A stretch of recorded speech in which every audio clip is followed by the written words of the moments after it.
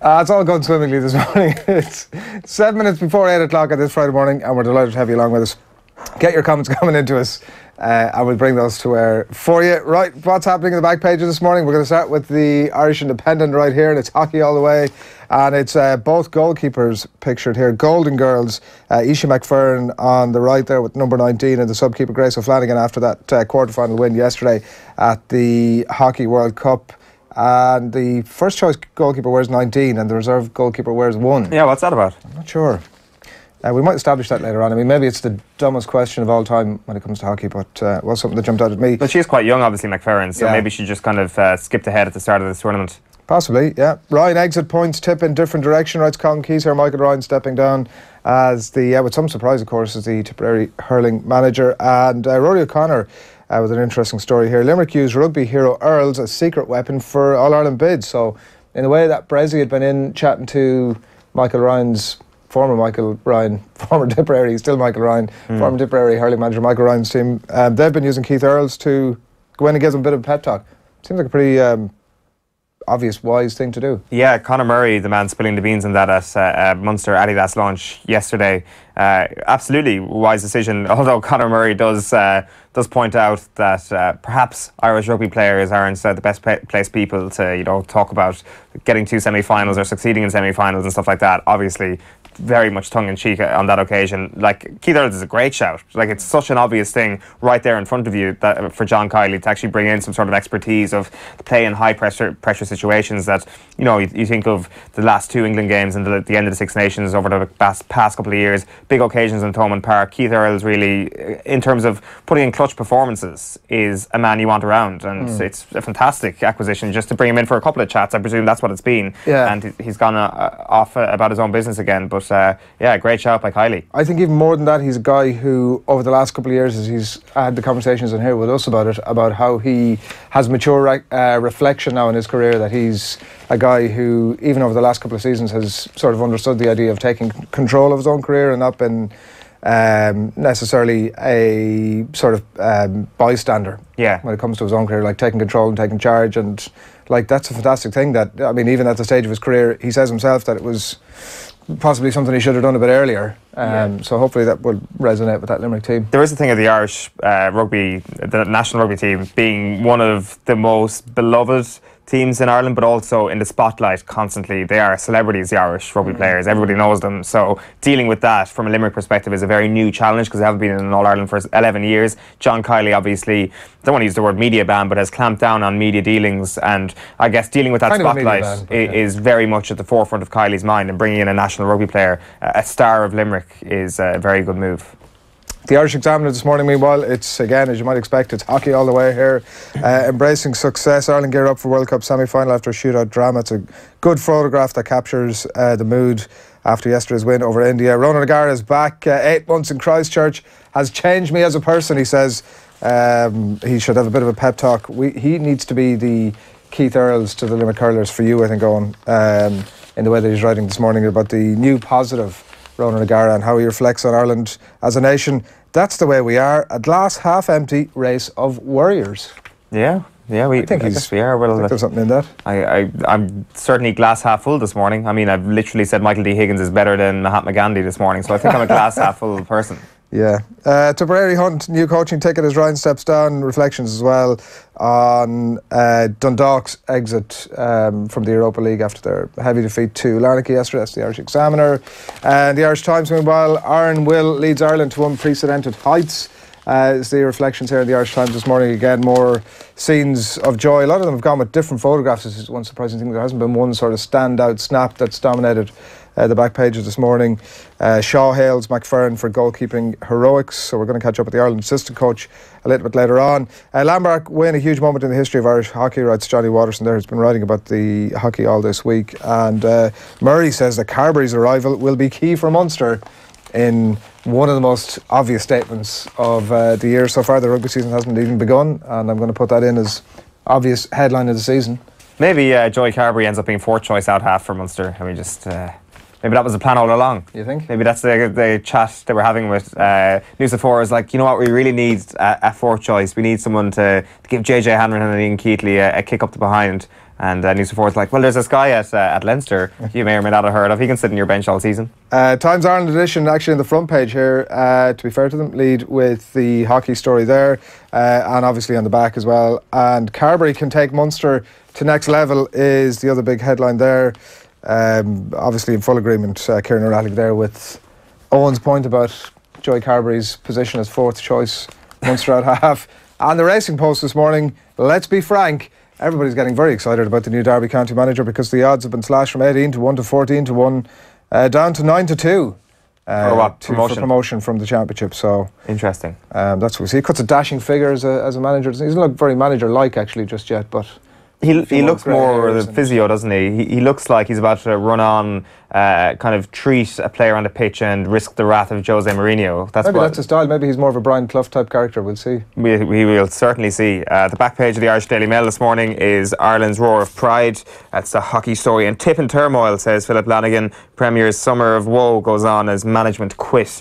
The back page of the Sunday this morning is Willian Fury. This is Star calls in lawyers over transfer letter forgery. This is an interesting story this morning. Furious Willian is to sue over a forged letter authorising his transfer from Chelsea. So a letter is after doing the rounds where one agent says to another agent that I have claimed the rights of Willian. He is my now my client and my property, and Willian has signed it, but it's not Willian's signature, it's a forged signature. And Willian took a screenshot, put it on Instagram, and was like, this is a disgrace, so I'm going to sue whoever did this. As you were pointing out before we came on air, why would he do this? Why would he draw attention to this? Doesn't make any sense whatsoever. Like, the transfer deadline is next week, Adrian, that's why. Exactly. Back page of the Sun is Jolly Hockey Tricks. That is, I did already say that was the Sun, but that is their hockey lead. Headline of the day on the hockey, I would say. Yeah, I think so. It's a good one. As you say, no repetitive pictures at all, actually, which is interesting. Back page of the Mirror is football exclusive, paid in Chelsea. That's Zaha, who is determined to quit Palace for a big money move to Stamford Bridge. Is that not your tab of the morning, no? Paid in Chelsea? Yeah, it would be, only that I couldn't care less about the story. Right, okay, fair enough. It's pretty harsh. Wilfred Zaha, get in touch. Back page of the Irish Daily... Big made in Chelsea fan, Owen, I'd say. Well, I would have thought you were, but... I have to say I watch as much of that as I do of Love Island, so, you know. Bit of both. A little bit of column A, a little bit of column B. None of either column. Flicking from 3 to whatever, ITV4, whatever it may be. Doesn't happen. Doesn't happen. Well, you know, there's time... Are you a Love Island man? I would have been if there was no World Cup, I suspect. It's a question I suspect that would have been a flaw in my character that would have been exposed this summer. But fortunately, the World Cup covered it up, and I didn't do a Dave McIntyre going that. Go on. Dave went back and watched it like a series of 24. Anybody who sort of ditches out going to Kerry games to go to some itty-bitty concert is probably going to be a Love Island fan, to be fair. That's the most offensive thing I've ever been levelled with. The back page of the Irish Daily Star is caught in a trap. Chelsea refused to budge. That is a Thibaut Courtois transfer scenario. And Ireland go semi-sonic. That's a good headline. As Ireland beat India 3-1 on penalties. Then just to round up things, the UK titles kind of include this little story here. Double Dutch. England beaten by impressive Netherlands in the World Cup. What's that I hear? That Ireland have gone further than England in the World Cup? Is hockey coming home? I think I've heard it correctly, and it's up here as well. The cricket gets prominence, but don't worry about that cricket. Look at the top right there. England's dream is over. Holders Holland send the host crashing out. That's right, Holland into the semi-final. England not into the semi-final. Guess who is in the semi-final that England aren't? Ireland. That's who. Don't worry about that cricket story there, says Owen, having obviously not read it, so to bring any detail on it. But well, it was Coley, Captain Colossus for England. Fair point. One other paper to bring you just before we wrap up on the newspapers. It's the Irish News this morning. Performance is Donegal's sole focus, so obviously looking ahead to the big game at the weekend and reflections on Tyrone there as well. And clearly the hockey, which dominates everything this morning. Speaking of brown sandwiches, Ronan O'Gara, Cork, and go for it. He's back in the Examiner this morning. The rugby season is upon us, and he's been writing about how he's become a totally different person over his last 9 months with the Canterbury Crusaders, who are into the final this weekend against one of these South African teams who I can't remember.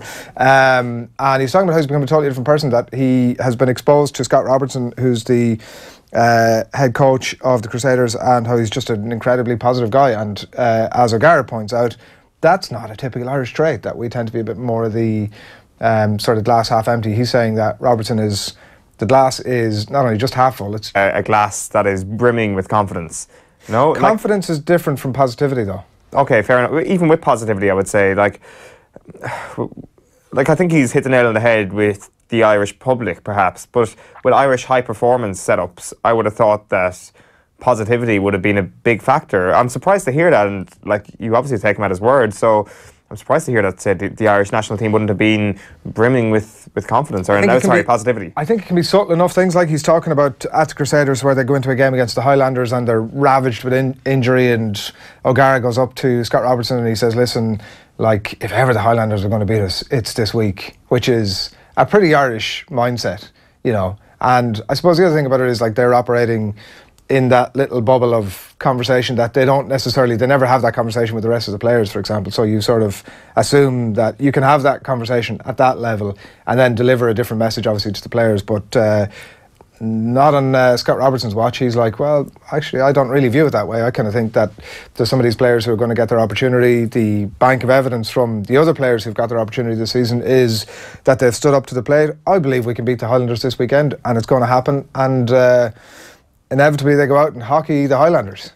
Yeah, the more you say that, and the more you say that it's not an Irish thing, the more I think of Ger Loughnane saying we are going to do it. Yeah. So maybe it's something that isn't. But that's notable, and that's become notable because it's positive. Because nobody ever does it. Sure, yeah, it's a fair point. I just thought perhaps that was the curtain being pulled back. That one time we got to glimpse inside the mind of a high performance manager or coach or motivator.